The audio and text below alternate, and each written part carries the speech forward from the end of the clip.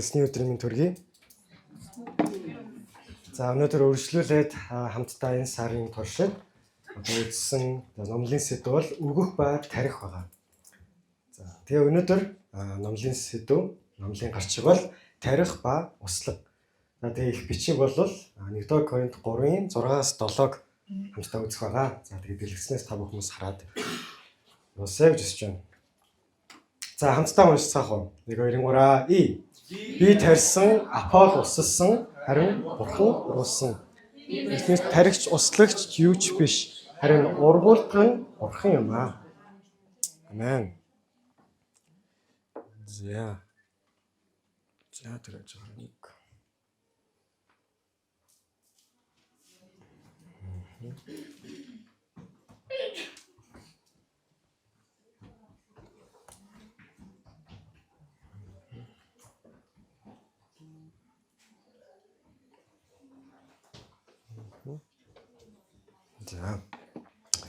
За энэ ишлэгийг та бүхэн маш сайн мэдэх бах. 1 Коринт 3-ын 6-7 дээр за Илж Паул Коринт чуулганд хандаж бичсэн байгаа. За тэгээ Коринт чуулганы хувьд бол Илж Паул 1 жил 6 сар тэнд байсан. Амьдарч эзний үгийг зааж тэгээд эцэстээ тэр чуулганыг бий болгосон юм аа. За тэгээ энэ цаг үед яг юу болж исэн бэ? Юу болж исэн бэ гэхээр хагарал бий болж исэн юм аа. 1 Коринт 1-ийн 12-оос 13-ыг харах юм бол Паул захидлынхаа эхэнд та нараас хүн нэг бүр чинь би бол Паулих, би Аполлих, би Кефих, би Христних гэдэг учраас би үнийг ярьж байна. Христ хуваагдсан гэж юу гэдэг. За тэгээ энэ үед юу болж исэн бэ гэхээр Илж Паул илч байсан. Тэгээ өнөөдрийн цаг шиг одоо тэргүүн пастор ингээд одоо хөдөлгөөнгүй тэм чуулган бол биш байсан. Одоо хөдөлгөөнгүй пастор биш байсан. Илж Паул яасан вэ гэхээр чуулгануудыг тарьдаг байсан. Өнөөдрөөр одоо чуулган таригч гэж хэлж болно. Тэгээд Коринт чуулганыг тарьчаад тэгээд дараагийн одоо эдгэлтийн аяндаа гарсан гэсэн үг. За тэгээд түүний дараа хин одоо дараагийн сүнслэг өдөртөгч нь хизээний цаг гарсан бэ гэхээр Аполлих залуу. За тийм учраас хүмүүс яасан бэ гэхээр чуулган доторх тийм ээ би Паулих, би Аполлих, Кеф буюу одоо Петрийг хэлж байгаа тийм. Би одоо Петрих, би Христних гэдэг хүмүүс ярианууд гарсан байгаа.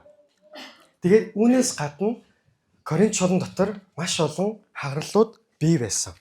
За асуудлууд бий байсан. Юу байсан бэ гэхээр фракц болон хагарал. За саяны ярьсанчлан 1 Коринтоос 1-ээс 3-ын хооронд бол энэ зүйлийн талаар ярьж байгаа. Тэрнээс гадна 1 Коринт 6 дээр итгэгчдийн дундах за зарга гэж байна. Энэ юу хэлж байгаа гэхээр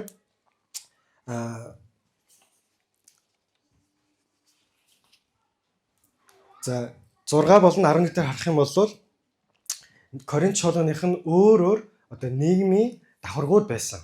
За гэхдээ ихэнх нь бид нэр одоо 1 Коринтын ихэнх харах юм бол тийм баян хүмүүс бол байгаагүй. Тийм болохоор яасан бэ гэхээр хоол одоо эзний зоог ялангуяа тараахгүй одоо хоолуудыг одоо баян хүмүүс нь бол цатлидээд тэгээ зарим хүмүүс нь бол хоолгүй үлдчихсэн тохиолдлыг бид нэр 1 Коринт 11-ээс харах боломжтой. Тэгээд Паул энэ одоо гол ярьж байгаа зүйл юу гэхээр чуулганы нэгдлийн талаар ярьж байсан юм аа. За яагаад вэ гэхээр сая хэлсэн шүү дээ 10 дахь ишлэлээр ах トゥ нараа та нар бүгд адил юм ярьж бас хоорондоо хагаралгүй байж харин адил бодол. За адил бодол адил шүүлтээр нягт нэгдэхийг хүсэмжлэн гоёа гэж 10 дахь ишлэлээр хэлсэн байгаа.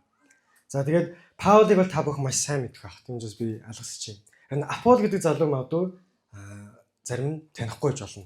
За Апол хэн бэ гэхээр еврей гаралтай Александраас гаралтай үгэнд цэцэн бичвэрт гарамгай. Би өөс 18-ийн 24-өөс 26-г харж байна шүү.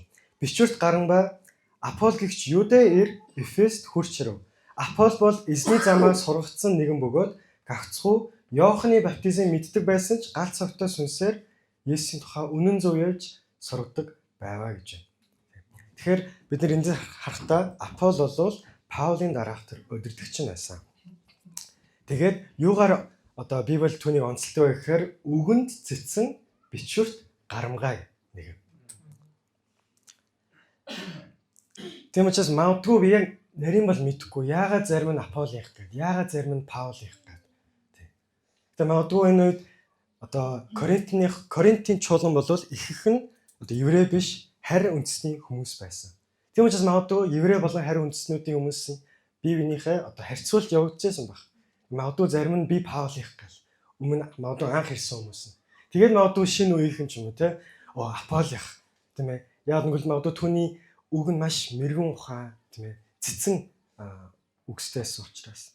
Тэгээд ямар ч юм хагарал маш их байсан. Тийм учраас Коринт загтлыг харах юм бол Паул одоо Филиппо ч юм уу Филемон ч юм уу тийм хайр одоо хайр шингэсэн тийм загтал гэхээс илүүгээр илүү зэмлдэг илүү ууртай байдаг. Гэтэ энэ нь хайрын улмаас яг нь Илч Паул өөрийгөө хэлэхдээ Коринт чуулганы сүнслэг эцэг гэж өөрийгөө хэлдэг. За тэгэх юм бол өнөөдөр бид өнөөдрийн гол ишлэлээ харцгаая. За гол ишлэл юу гэхээр 6-7 дээр би тарьсан Апол усалсан харин Бурхан ургуулсан юм аа. Яг үндэ тарьсан усалсан хоёрын ялгаа нь юу вэ гэхээр зөвхөн цаг хугацаа байгаа. Мэдээж Паул очоод жил 6 сарын туршид хагасаа одоо амралтын өдөр болгон синагогт очив. Тийм ээ. Хүмүүсийг Есүс бол Христ гэдгийг тунхаглаж ятгсан байгаа. Мэдээж тэр ажлууд хийгдсэний дараа Паул тийм ээ чуулган тарьсны дараа Паул явсан. Тэгээд Паулын үйлчлээс за элч нарын үйлчлээс болоод Апол гэх залуу босоод тийм ээ бас одоо элч Паулын дагалдуулсан одоо бас одоо хоёр хүн тэр одоо Апол гэдэг залууг тийм ээ одоо үгийг зааж байхад бас хажуугаа одоо хөвчилж уулзаад бас Есүсийн үнэн сургаалыг тэдэнд одоо Апол заасан гэсэн байгаа. Тийм. Тэгэхээр Апол бол одоо Паулын одоо дараагийн удирдагч гэж хэлж болно. За Коринт чуулганы дараагийн удирдагч. Тэгэхээр хин тарьсан, хин уссан яг үндэ чухал биш юм аа. Харин тэр өсөлтийг тэр одоо урмлыг ургуулж байгаа нь Бурхан өөрөө юм аа. Шин тижээлийг өгдөг нь Бурхан өөрөө юм аа. Тиймээс 7 дугаар ишлэлээр таригч, услагч юу ч биш харин ургуулдаг Бурхан нь чухал гэдгийг Илч Паул одоо онцлж байгаа юм аа. За тэгвэл тарих гэж яг юу вэ? За мэдээж Илч Паул чуулганыг тарьсан. Тэгээд Апол одоо тэр Коринт чуулганыг усалж байгаа буюу одоо өнөөдрийн цагаар тийм ээ хончилж байгаа гэж бид нар ойлгож байна. За гэхдээ тарих услахыг өнөөдрийн номлолдоо хуваалцахдаа бол илүү одоо итгэвч хөөхөн одоо өнөөдрийн цагт итгэвч бидний хувьд хэрхэн бусдыг тарих вэ? Сүнсээр бид нэр хэрхэн тарих вэ? Тэр өрийг суулгаж тарих вэ? Тэгээ бас тэр суулгацсан өрийг бид нэр хэрхэн дагалдуулж услах вэ гэдгийн талаар өнөөдөр би хаалцах болно. Тэгэхээр тарих гэдгийг бол эзнийг магадгүй сонсоогүй, эзнийг Есүс Христ, тэгээ эзнийг аврагч эзнээ хүлээж аваагүй тэр хүмүүс Есүс Христийн сайн мэдээг, Есүс бол Христ буюу аврагч гэдгийг тунхаглах, Есүсийг үлгэрлэн харуулахыг хэлж байгаа юм аа. Ром 10:14 дээр юу гэж байгаа гэхээр тэгвэл түүнд за хамтдаа уншицгаая. Нэгээрээ тэгвэл түүнд итгээгүй тэд яаж түүнийг дуудах вэ? Түүнийг сонсоогүй тэд яаж түүнд итгэх вэ? Тэд тунхаглагдгүйгээр яаж сонсох вэ? За сайн мэдээ тунхаглагдгүйгээр нааш. Тунхаглагдгүйг болвол хинч сайн мэдээг тийм ээ сонсох боломжгүй. Сонсохгүй бол итгэх боломжгүй. Итгэхгүй бол эзний нэрийг дуудах боломжгүй юм аа. Энэ бол сайн мэдээний суурь байгаа. Тийм ээ сайн мэдээ тунхаглах илгээгдэх тэр хүмүүс хэрэгтэй. Одоо барууны чуулганыг харах юм бол ийм үг байдаг. Сайн мэдээ тунхаглахаас илүүгээр одоо тунхаглахгүйгээр харуул гэдэг. Тийм. Одоо сайн мэдээ ярьдаг цаг өнгөрсөн. Тэ? Бүгдээр л мэднэ. Одоо зүгээр л амьдралаараа гэрчил гэдэг. Гэтэ энэ яг гоё сонсогдож байгаа юм шиг боловч яг утгыг харахаар Библийн эсрэг байгаа. Сайн мэдээг бид нар тунхаглах ёстой. Тийм. Зүгээр л бидний үйлсийг хараад энэ дэлхийд сайн үйлс хийдэг хүмүүс зөндөө л байна. Өөр шашны хүмүүс зөндөө байна. Мусульманчууд тийм ээ. Итгэлийнхээ төлөө амь насаа бүгднийгээ зориулдаг. Тийм ээ. Жилийн бараг 1 сарын туршид мацаг барин залбирдаг. Итгэлийн үйлс гаргадаг хүмүүс маш их байна. Сайн үйлс хийдэг зөндөө хүмүүс байна. Тэд хүмүүсээс бид нар юугаар ялгарх юм? Есүс л ялгарна. Бид ялгархгүй яг үнэндээ. Харин бидний дотор байгаа. Бидний дотор амьдаар оршиж байгаа эзний сүнсэл биднийг бусад хүмүүсээс, бусад магадгүй шашны хүмүүсээс ялгах юм ахын түсэ. Тийм учраас сайн мэдээг бид тунхаглах хэрэгтэй. Магадгүй хамгийн сүлд та сайн мэдээг хинд хамгийн сүлд хуваалцсан бэ? Тэгээ энийг бид нэр өөрсдөө ч асуух хэрэгтэй. Магадгүй олон жилийн өмнө бид нар олон хүмүүс сайн мэдээ тараасан байж болно. Тэг. Хин нэг нь гэрчлүүдэл зөндөөл байгаах. Гэтэ тэр гэрчлэл нь хугацаанд дууссан уу? Тэг. Хэр хуучирсан бэ? Тэг. Магадгүй зүгээр л нэг шагнал шиг тийм ээ бид нэр ингээ өрөөндөө ингээ тавьсан байгаа юм шиг үстэй. Тэг. Тэр үед би тэгжсэн шүү дээ гэл. Тэг. Ийм сорилт бидэнд байдаг юм аахын дүүсээ. Тэгээ Илж Паулыг ч харах юм бол Паул уул нь бол Ромын иргэн, еврей, тийм ээ, Гамалиэл багш сургацсан, тийм ээ, Библийг бол аавэгээр мэднэ. Гэхдээ 1-р Коринт 1:1-5-ыг харах юм бол энэ дээр юу гэж хэлж байгаа гэхээр Паул Коринтын анх эрэхтэй би энийг орчуулсан байгаа. Коринтын анх эрэхтэй Есүс Христ буюу цовдлогдсон түүнээс өөр юу ч мэдэхгүй байхаар шийтсэн юм аа. Үгэнж сүнс ба хүчний илэрлэр байсан нь итгэлч нь хүмүүний мэрэгүү ухаан бус харин бурхны хүчинд байхын тулд байлаа гэж байгаа. Апол Паулыг ялгаа гаргахаар Апол юу гэсэн бэлээ? Санаж байна уу? Үгэнд цэцэн бичвэрт гарамгаа нэгэн байсан. Коринт чуулган магадгүй энэ үед бас хүчрэг байсан баг. Магадгүй одоо Апол гэдэг харизматик удирдагчтай байсан баг. Маш одоо үгийг тийм ээ мэрэгэн цэцэн ухаан одоо тийм ээ тийм үгстэй маш ингээ хүмүүсийг ингэж татаж чаддаг. Гэтэ Илж Паул юу гэж хэлж байгаа гэхээр би тэгж чадах байсан. Ингэж бичээгүй л те. Гэтэ би Илж Паулыг уншихдаа юу мэдэрч байгаа гэхээр би ч бас тэгж ирэх тийм ээ боломжтой байсан. Би мэдэхгүй гэж юу. Гэтэ Коринт чуулган бол таригдаад дөнгөж таригдчихсан учраас Паул тэднэрт яг тохирсон тэдний сонсох ёстой тэр зүйлийг л заасан байгаа. Тэр нь юу вэ гэхээр цовдлогдсон Христ. Есүс Христ буюу цовдлогдсон түүнээс өөр юуч мэдэхгүй байхаар шийтсэн гэж байна шүү дээ. Мэдэхгүй гэж хэлээгүй. Харин мэдэхгүй байхаар шийтсэн гэж байгаа. Тийм учраас бид нар гэсэн хүмүүст магадгүй бид нар замдаа одоо христчэн энэ одоо нөгөө бөмбөлөг гэж ярьдаг. Христчэн тойрог байхаараа маш сүнслэг болоод тэгээд нийгэмд гарахаар бид нар заримдаа тэр сүнслэг байдлаар хит их одоо ингээд хүмүүсийг одоо харшил үүсгэх гээд байдаг. Тэ? Хит их сүнслэг, хит их нөгөө сүнслэг зүйлсийн талаар яриад. Гэтэ яг хүмүүс тохирсон сайн мэдээг магадгүй анх зүй гэрчлэлээр эхлүүл ямар вэ? Тэ? Магадгүй одоо нэр одоо барууныхт бол одоо ингээд Есүсийн одоо Габриэл гэдэг нэр байдаг те. За зарим нь бүр ингээд Христ гэдэг нэртэй янз бүрийн нэртэй хүмүүс байдаг. Тэгээ Монголын нэрийг харахаар маш гоё одоо библик тийм нэрс байдаг. Одоо жишээл манай ээжийнэр ариун булаг гэдэг. Тийм. Өөрөө ч мэдээ одоо өөрөө ч мэдлэхгүй тийм ээ өөрөө ч гэсэн одоо библийн ийм библик нэртэй гэдэг мэдэхгүй явж байсан байна. Тэгээ утгыг харахаар ариун булаг тийм. Бурхан бидний дотор тийм ээ амьдаар оршдог юм аа.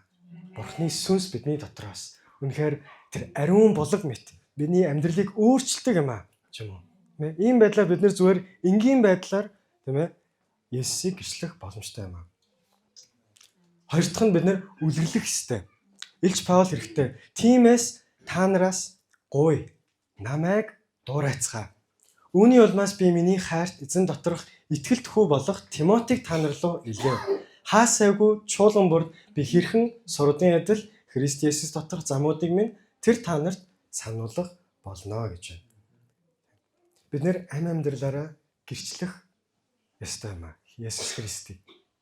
Тэгээ бид ярьж байгаагийн дагуу бас амьдрах ёстой. Бид нар 1000 тийм ээ Есүс Христийг яриад одоо ажлын талбартаа би христчэн би цуглаанд явдаг. Хүмүүс алид мэдэх бах. Тэгсэрнэ тэднийг дагаад яг энэ дэлхийдээ адилхан амьдраад байх юм бол таны үгэнд хүч байх болов. Тийм ээ. Бидний үгэнд эрх мэдэл байх болов. Яг үндэ бид нэр ийм үгсийг ярихч нүур байдгүй. Тийм. Яаж ярих юм? Уусаа үйлсэн амь арил нь амьдрал нь гэрчилж чадахгүй юм чи. Гэтэ Илж Паул амьдралаа гэрчилсэн учраас, Коринтын мэдсэн учраас яаж сайн мэдээний төлөө хавчигдаж, зодуулж энэ цагийг харахаар Паул хэлж байгаа. Би одоо ч гэсэн тийм ээ ядуу байна. Тухайн Коринтын маш баяцсан байсан. Тийм ээ. Та нар аль хэдийн хаадууд болжээ гэсэн. Тийм ээ, та нар баяцсан гэж Илж Паул хэлдэг. Гэхдээ нөхцөл байдал юу вэ? Илж Паулын хувьд бол одоо ч гэсэн тийм ээ тэдний мөнх ам руу хөтлсөн нэг нь одоо ч гэсэн ядуу, тарчиххан, сайн мэдээний төлөө амнасаа ч гэсэн зориулан байж илгээлтэндээ явж байсан нэг. Энэ захиаг хаан бичсэн байх гэхээр Филиппо харахад байхдаа шоронд энэ захидлыг бичиж байгаа. Тийм учраас Илж Паулийн үгийн ард үг нь маш хүнд байсан, жинтэй байсан. Тийм учраас бид ч гэсэн бидний үг жинтэй байхын тулд амьдралаараа Есүс Христийг үлгэрлэн харуулах хэрэгтэй байхын тулд. Тийм учраас та бүхнээс асуумаар байна. Та хэний амьдралд эзний авралын сайн мэдээг тунхаглаж Есүсийг үлгэрлэх ёстой вэ? Хэсэг хугацаанд тунгаа модцгоё. Тийм. Дараагийн 7 хоног, дараагийн сар биш. Яг өнөөдөр магадгүй маргааш ч юм уу. Таны эргэн тойронд заавал холоос хаах хэрэггүй. Яг үндэ манай гэр бүл дотроос байгаа. Олон жил найзсан тэр найзч байж магадгүй. Магадгүй таны өсчин ч байж болно. Миний хувьд бол яг үндэ одоо чуулган Ваймаас гаднах таньдаг хүн гэвэл одоо нэг өсчин байна. Тэгээд одоо ногоо авдаг ихчээдэг. Хуучин гарахны. Бирж ихчээдэг. Тэр ихчтэй л хоёр ихчээдэг. Нэг нь одоо будаа зардаг, нэг нь одоо нарийн ногоо зардаг. Тэгээд заримдаа ингээл одоо дарханд бас ингээд ивент тийм ээ одоо нэгдсэн цуглаан болохоор ингээд бас дурдаал тэгвэл манай охиноо явуулах юмсаа ингээд ярьдаг. Яг миний хувьд яг тэр хоёр ихч нарыг яг эцэс сануулсан. Би таньс асуумаар байна. Хэн та сайн мэдээ хаалцах хэрэгтэй вэ? Гичлэх хэрэгтэй вэ? Модо та амьдралаараа гичлэх тийм ээ үйлсээрээ гичлэх хэрэгтэй вэ? За, тарих дотроо бас хаглах гэдэг үйл явц бас байдаг. За, ферм мэдүүнс мэдэх бах. Яагаад хагалдаг вэ гэх юм бол хөрсийг сэргэжүүлж, өндөс ургах нөхцөлийг бий болгож тийм ээ хогийн ургамлыг тасдаж, бордоог холих зорилгоор одоо хагалдаг байгаа. Итгэлийн амьдрал ч гэсэн тийм ээ хэн нэгэн тэр итгэлийн өрийг тарихын тулд эхлээд хөрсийг хаглах хэрэгтэй. За, Матай 13 тийм ээ одоо Христ сургаалт зөвлөлөөр бидний хөрстэй зөвлөдөг байгаа. Тийм үү? Тэгэхээр Библиэлд хэлсэн тийм ээ бидний одоо итгэлийн одоо хүмүүсийг хөрстэй зөвлөж байгаа бол бид нэр хүмүүсийн хөрсийг тэр зүр сэтгэлийг эхлээд зөөлөх хэрэгтэй байгаа. Паул ч гэсэн шууд очиод за хамтаа тийм ээ за одоо энэ ингээд 40 хүмүүс цуглаа. За өнөөдөр хамтаа цуглаан бий болгоё. За дагхан дагаад тийм ээ дахгүй бол гар гэж хэлээгөө. Жил хагасын туршид бүтэн сайн өдөр болгон синагогт заасан гэж байгаа. Тэг мэдээж тэрнээс гадна Илж Паул зөвхөн бүтэн сайндаа л хийгээл тэгээд бусад үед нь юу ч хийгээгүй биш. Тийм. Майхан барьдаг байсан. Тэгээд майхан барихтаа ч гэсэн Илж Паулыг тийм ээ зан чанарыг бодох юм бол майхан барихтаа ч гэсэн Есүс Христийг тунхагсан л байгаа. Есүс бол Христ гэдгийг хамт ажиллаж байгаа хүмүүст магадгүй майхан зарж байгаа хүмүүс ч гэсэн ямар нэгэн байдлаар тунхагсан л байгаа. Тийм учраас бид нар эхлээд тэр хөрсийг бэлтгэх хэрэгтэй юм аа. Тэр хөрсийг бэлтгэхийн тулд мэдээж үг хэрэгтэй. Үгийг заасан. Есүс бол Христ гэдэг. Тэгэхээр тэрнээс гадна бидний бас хийх ёстой зүйл бол залбирал. За ялангуяа Есүсийг таньж мэдгүй тийм хүмүүст бид нар зуушин залбирлах хэрэгтэй.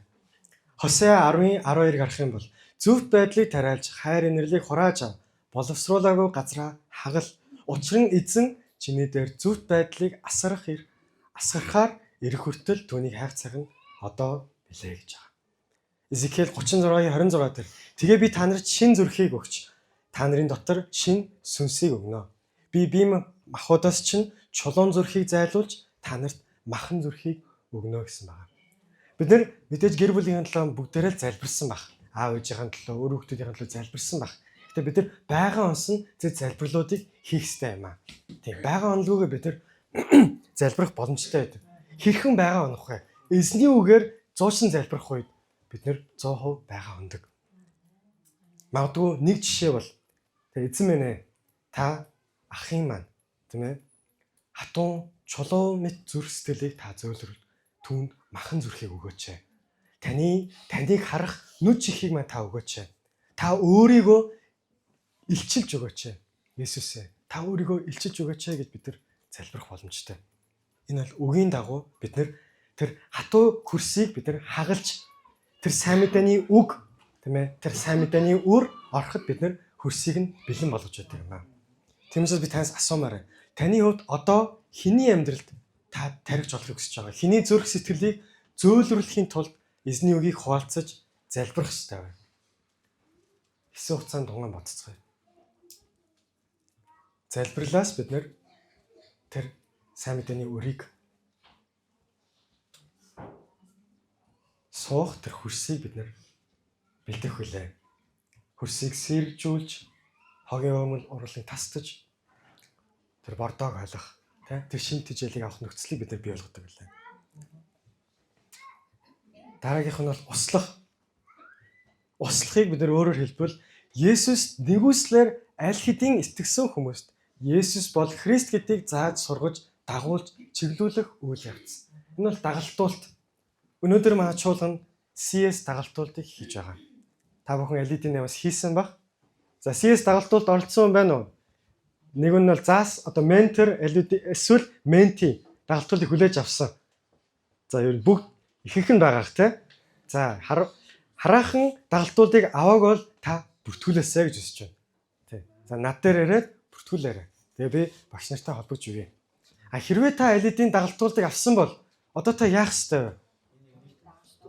Та услах ёстой байхгүй юу? Амен. Та услах ёстой юм аа. Тэгээ яг үндэ та өөр хин нэгнийг усласнаар та өөрөө ч гэсэн тийм ээ тэр услагддаг. Амен. Аполлосын бидний харах юм бол Үс 18:26-27 дээр за Аполло бол эзний замаа сургацсан явж хагаад тухайн үнэн зөв яаж сургадаг байв. Тэгээд 27 дээр тэр хурч ирээд нэгүслэр итгэсдэд үлэмж тусалжээ гэж байгаа. Аполло тарьсан. Тийм ээ? Тэр өрийг нь суулгасан. Тэгээд Паул уучлаарай өрийг нь тарьсан. Тэгээд Аполло ирээд тэр суулгацсан, тэр таригдсан өрийг усалсан байгаа. Эзний үгээр тий усалсан байгаа. Тэм учраас хэн нэгэн таны амьдрал ч гэсэн тэр өрийг анх тарьж, суулгаж, усалсан бол одоо та ч гэсэн хэн нэгний амьдралд тэр өрийг тарьж бас услах үүрэгтэй юм ахын тусаа. Энэ зүйлийг л энэ сарын турш бид нэр ярьж байгаа бас ярих болно. Тий. Та хэн нэгэнд өгөөч. Та өөрийгөө өгөөч. Танд юу байгаа вэ? Цаг зав. Заавал мөнгө хэлэхгүй. Тий. Цаг заваа. Та залбирлаа. Одоо та чихээ. Энд байгаа бүх хүмүүс хоёр чихтэй л. Та хэн нэгийг сонсож өгөөч.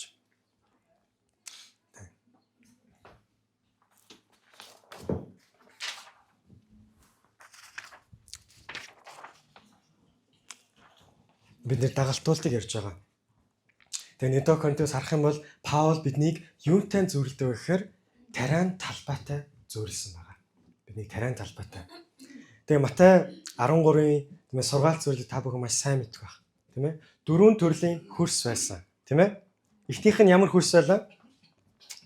За зам хаваар хөрс байсан тийм ээ? Хоёр дахь нь за чулуурхаг. Гурав дахь нь хогийн урмалтай хөрс. Тэгээ дөрөвт нь юу байлаа? Сайн хөрс байсан. За тэр би бодсон аахгүй юу? Энэ хөрс нь мэдээж сайн хөрсөн тийм ээ эзний үгийг одоо сонсоод тийм ээ хэрэгжүүлэх тийм бэлэн тийм ээ одоо хүмүүстэй Есүс зөвлөсөн. Гэхдээ бусад хөрсүүдийг бодохоор яг үндэ арчлагч буюу усалдаг тийм хүн байсан бол тэр хөрснүүд ч гэсэн тэр хөрсөн суулгацсан үр ч гэсэн ургах боломжгүй байсан гэж юу? Зам хаваар таригдсан өрийг тийм ээ шуудаас магадгүй хамгаалах, магадгүй хөлөмж бариад тийм ээ магадгүй одоо шуудаас хамгаалах тэр хэн нэгэн байсан бол тэр өр урахгүй байсан гэж юу? Магадгүй чулуурхаг үндсэн тийм одоо хөрс байсан бол эхлээд тэр хөрсийг хаглаад магадгүй бэлдээд тийм ээ хөрсийг нь сэргэжүүлэх нэгэн байсан бол тэр хөрс урахгүй байсан гэж юу. Гуравт нь хогийн урмал. Одоо тэр хогийн урмлыг тасдах тэр тариачин байсан бол тэр хөрсөн суулгацсан урахгүй байсан гэж юу. Есүс эрэхтэй зарим нь 30, зарим нь 60, зарим нь 100 дахин ургасан гэдэг. Яагаад өөр байгаа? Эзэн зүгээр заад би зүгээр чамайг 30 болгоё, зарим нь 30, 60 болгоё, зарим нь 100 болгоё гэсэн болов. Үгүй. Тэ. Энэ бол мэдээж хов хүний итгэл байгаа. Тэ. Үүсгүй итгэл нь өхмөл гэж Яаков тэр хэлдэг. Тэр нь бол мэдээж хов хүний мэдээж чөлөөт сонголт байгаа. Та эзэн рүү хэрэг тэмүүлж байна. Эзний хэрэг өгсөнжилж байна. Эзний хэрэг тийм ээ хинч харахгүй тэр нууц өрөөндөө та түүнийг ирэн хайж байна. Үүнээс шалтгаална. Гэтэ бас үнээс гадна хин тань тэр хэрэгтэй услахааг одоо таны хөрсийг хин хагалж хин усалж байгаа вэ? Та хэрэг магадгүй таны сүнслэг өдөртөгчдөд хандж байгаа вэ? Пастор ахлагч руу хандж байгаа вэ? Таны итгэж олох хүс тэр хүмүүс рүү та хэрэг бас тэмүүлж байгаа вэ? Тийм хүмүүсийн төлөө хэрэг бас залбирч байгаа вэ?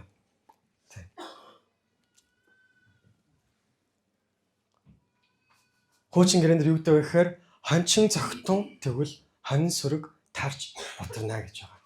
Итгэлийн амьдрал зөвхөн бид өөрсдийн итгэлээс шалтгаалдаг юм аа.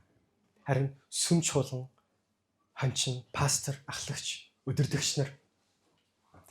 Тийм учраас сүнслэг тулаанд хамгийн их өртсөн нэгэн бол пастор байгаа, хончин байгаа. Тийм хүмүүсийн төлөө бид нар пастрын төлөө үргэлж залбирх хэрэгтэй байдаг. 3 өдрийн өглөө болон бид нар цуглуулж бас залбирч байгаа. Тэгээ тэрний бас маш чухал залбирлын сэдв юу байх вэ гэхээр чуулганы төлөө бас залбирдаг. Пастрын төлөө бас залбирдаг. Тийм болохоор Паул ч гэсэн 1 Коринт 4:17 дээр эзэн доторх итгэлтгүү болох Тимотиг та нар руу илгээв. Хаасайгүй чуулган бүрд би хэрхэн сурагчдгийн адил Христ Есүс доторх замуудыг минь тэр та нарт сануулгах болно гэж байгаа. Паул явцсан гэсэн ч гэсэн Коринт чуулганд анхааран бас санаа тавьдаг байсан байгаа. Тийм. Тимотиг илгээж байна. Тийм учраас хэрвээ та чуулганы ямар нэгэн үйлчлэлд хамрахгүй бол та хамраач. Тийм. 3 өдрийн залбиралд ирээч. CS дагалдуулт нь хамрагдаач. Одоо энэ сард бид нар халуун зүрх гэж Жон Биврийн номыг бас уншиж байгаа. Та номын дагалдуулт бас хамрагдаач. Бүртгүүлээг бол та бүртгүүлээч. Энэ зүйлсүүд нь зүгээр л бид нар хийх юмгүй учраас хийдэг зүйлс биш. Харин Асиара чуулганы итгэж болны тэр сүнслэг байдал бид нар анхаардаг. Тэгээ энэ нь зөвхөн чуулганы зүгээс л мянга алхаад, мянга ойртоод итгэгч нар бид нар өөрсдөө чуулган руу, ахлагч руу, пастор руу бид нар өөрсдөө ойртохгүй болоод энэ ямар ч боломжгүй. Харилцаач гэсэн хоёр талтай байдаг.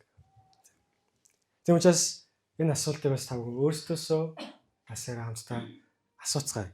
Та эзний хүмүүсээс авах ёстой услахыг авч байна уу?